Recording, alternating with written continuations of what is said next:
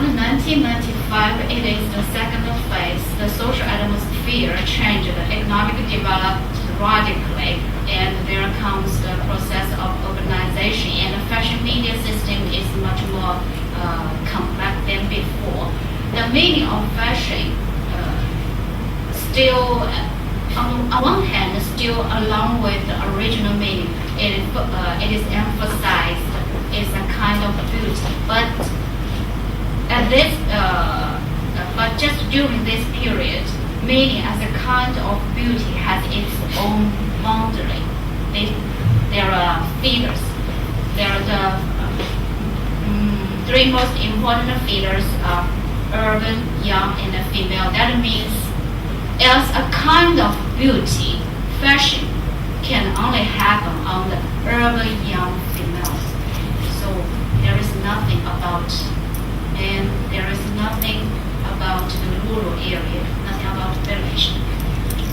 So let me move to the representation of fashion media. In this period, all the fashion media start to claim themselves fashion media clearly, and they all distinguish editors from readers clearly. And at this period, there are different kinds of authors. The authors share different authority. Just during the second phase, I think the meaning of fashion come into being. This is the very famous Chinese fashion magazine. The name is Shanghai, which translated directly means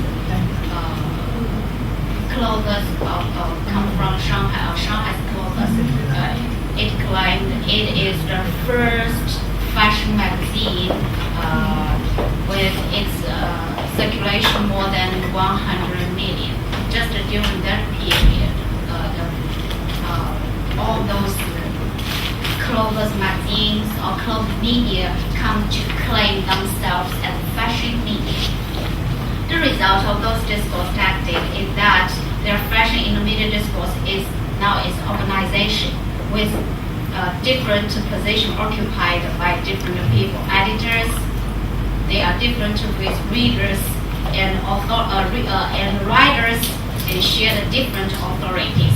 This is the second phase. A third phase, roughly around after 2003, the social atmosphere changed radically, even more radically than before. The first is developed fashion industry.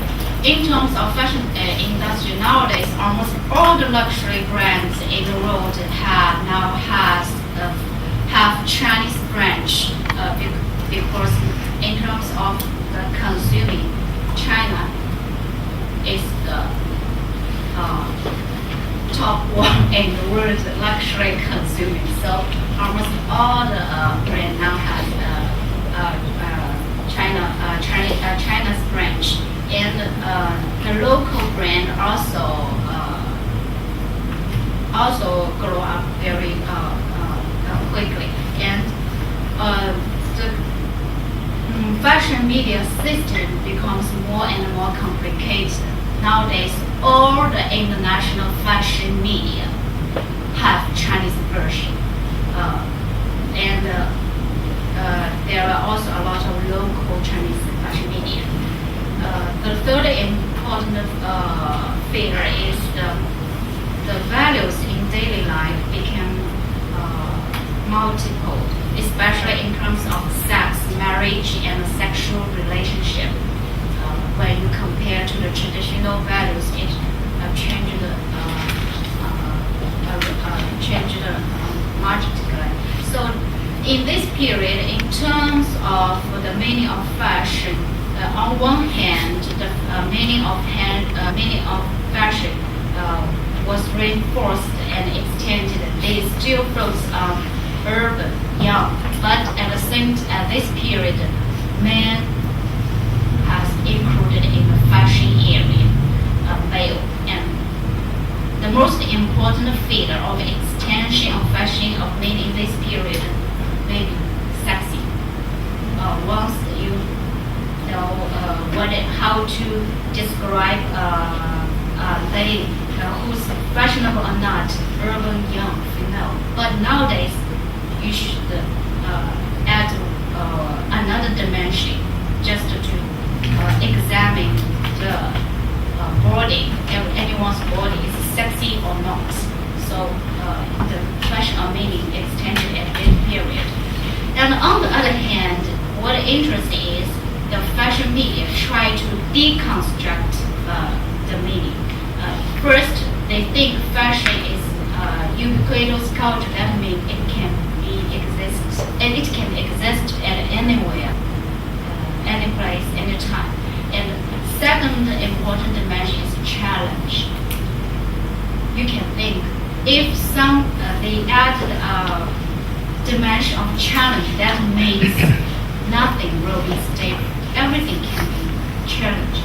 So just at this period, you can find the meaning of fashion is not stable anymore. The first, the original fashion icons, normally designers, the famous models, once the media try their best to set up, now have been undermined by those media themselves. They try to tease at them, mock at them. And the fashion column authors now have been the news spokesmen of fashion, though they share different level of authority in fashion area. They distinguish the different authors with different, share different authority. Somebody can be called as guru of fashion, somebody just called a freshman. The fashion editors who have different power depending on their position in the fashion media system now have been the final arbiter of fashion. So the editor-in-chief also means the guru of fashion. So just at this period, who or which media has the right as the final interpreter become the most important problem for the media to compete, since the meaning is not stable anymore. Because everything will be deconstructed under the name of challenge. So, based on the meaning of fashion, we can see step-by-step fashion media are granted highest authority of fashion by themselves. Thus seize a kind of power to break into the already existing media area and put impact on the social life. So fashion, at least on certain degree, is actually a kind of discourse tactic for the marginal media to pursue their position in a given country, especially where there was not mature fashion industry prior to the so-called fashion media. It is different with that of Western. You know, I just introduced before, in terms of fashion media in Western, it is just a part of the fashion industry used as a tool to introduce some fashionable items or to help the fashion manufacturers to sell something. But in China, when the fashion media emerged on the stage, there isn't any fashion industry. So they just based on the meaning of fashion seized a special kind of power to even attack the social issues. If you have noticed the problem of homosexual, Chinese fashion media maybe have already put very important impact on the issue of homosexual. This is my summary. Until now, what I said is more about Chinese fashion media, but I'm here, I must give something about fashion media in Thailand. Normally, fashion media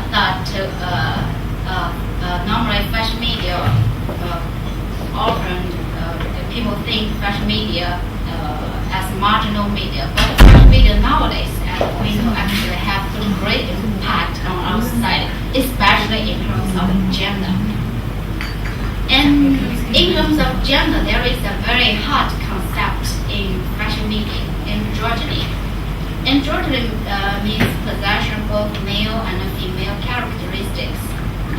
In terms of androgynous model, the fashion media in the world have set up several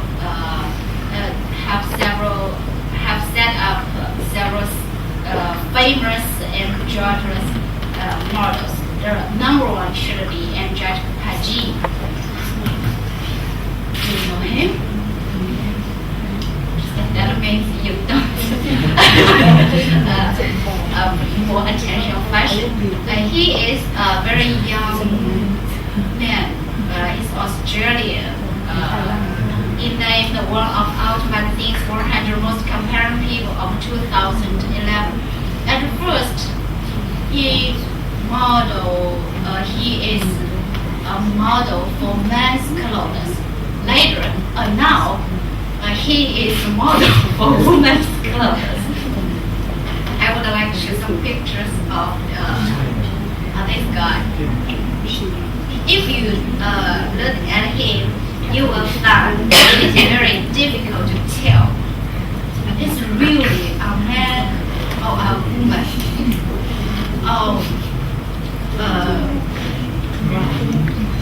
If you look at his body, you can tell. It's very improper, darling. If you look at his body and gesture, it is even very difficult to tell his feminine or masculine. But after all, he's beautiful. Maybe it is not very rare for male to be the men's clothes model, but nowadays finally there is a female who model men's clothes. Is a French former swimmer. She even competed in the 1996 Summer Olympics, but she's not the champion, so we don't know her well. Now she's an artist. She is the first woman with a contract as a male Ford model. If you look at her picture, the same situation you will encounter. It is very difficult to describe the lady. You can say she looks like a man, but at the same time, she's definitely a woman, has some figures. So, in terms of gender, nowadays, femininity and masculinity will be a big problem, especially in fashion media. If we have noticed all these issues, nowadays we have enough reason to suspect is gender a categorical variable or a quantitative variable. If you put gender into the statistics, normal gender should be qualitative variable, male or female. If it is really a quantitative variable, then is it a discrete or continuous variable? Discrete means there are only several kinds. Maybe in Thailand, you have 3 genders, male, female, lady, boy. But if it is continuous variable, then maybe one day I met a guy, I will describe him like this. His femininity scores 20. His masculinity scores 80. Maybe others will have different scores depending on femininity or masculinity. And in terms of Thailand, in terms of the fashion media in Thailand, they have a very unique source compared with other continents. It is ladybook. So what I have interest is how do the Thailand fashion media use the ladybook to articulate gender. It will be a very unique source for the Thailand fashion media to link ladyboy to gender.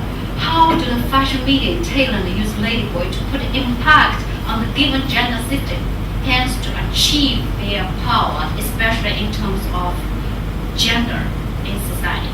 I think it will be a very interesting problem, but until now, I have no answer. The second point I have interest in is the meaning, or I call power of meaning. Fashion originated in Western before 1980s. There isn't any mature fashion industry in Asia, but compared with the fashion industry, fashion media are much more prosperous. The situation is the same in Thailand. So how do Thailand fashion media construct the meaning of fashion, hence to seize the kind of power to tap, even attack the social issues? Is there any difference or common point with that of Chinese fashion media? Yes, I have interest on these questions, but my point is not here. I have interviewed some fashion editors and in Thailand, especially normally most of them come from Bangkok Post. Bangkok Post is a group. They have a lot of fashion editors. They often think they have more power than other journalists in terms of the social issues. Actually, I know in terms of fashion industry, the fashion industry in Thailand is not so prosperous as I imagined before I come here. So, but the fashion media is much is a very prosperous. If you if regarding the identity of those fashion editors, they think themselves are very professional and have the power or have the right to interpret something special. So what I have interest in is the power of meaning. Maybe I need to say something about it because you will be puzzled just to say power of meaning. If there is someone comes from sociology or communication, you must have noticed that there are a lot of studies about how the media to construct authority, called authority of journalism or authority of media. For example, the famous American scholar Ideta published a book called Covering the Body. I think maybe everyone from communication will read this book. She used the Canadian assassination as the material to analyze the media, how to report the Canadian assassination to shape the collective memory, thus to capture the power and equal it authority of media. But I think that is a neglect to one point. She never talk about why the event is Canadian assassination. I mean, if it is not Canadian assassination, even the media use the same strategy, can they still be success to achieve authority media? Why it is the Canadian assassination? But if you notice the fashion media, you will find almost all the fashion media in Thailand and China nowadays they achieve authority of media just based on the meaning of fashion. So why is fashion? So power meaning, does meaning have special power? That's my maybe is my final important point. I put more attention on this question. So before I end my presentation, I would quote Bloom's words to invite more scholars to put attention on fashion communication. Bloom said, the extensive range of fashion should in itself lead scholars to question the implicit belief that fashion is a peripheral and relatively inconsequential social habit. To the contrary,